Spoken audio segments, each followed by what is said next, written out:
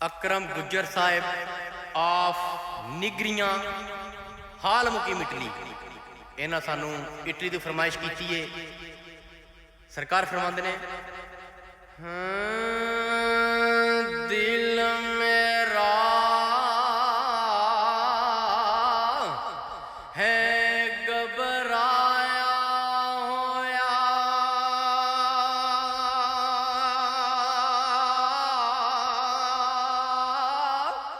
है याद करदा